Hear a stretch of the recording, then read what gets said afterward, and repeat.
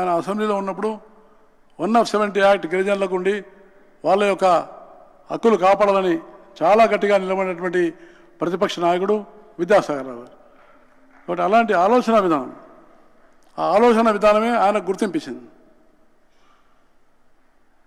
ఈరోజు నిజంగా ఆయన ఏ గవర్నర్ అయితే ఈ షెడ్యూల్ ఈ భూములు రక్షించాలన్నారో వారు మహారాష్ట్ర గవర్నర్ కావడం కూడా నిజంగా నాకు చాలా సంతోషంగా ఉన్నది.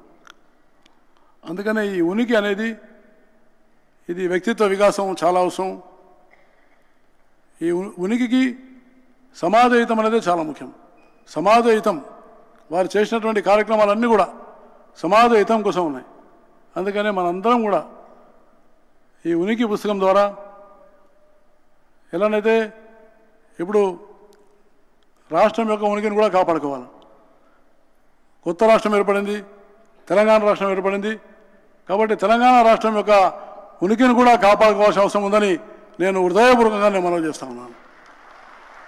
తెలంగాణ యొక్క ఉనికిని కాపాడుకొని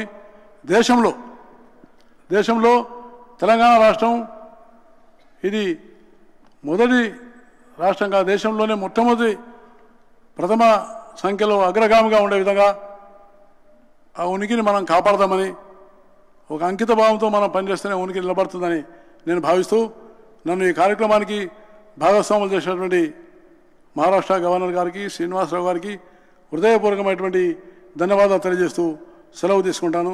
జై హింద్. వారి జీవితకాలం అంతా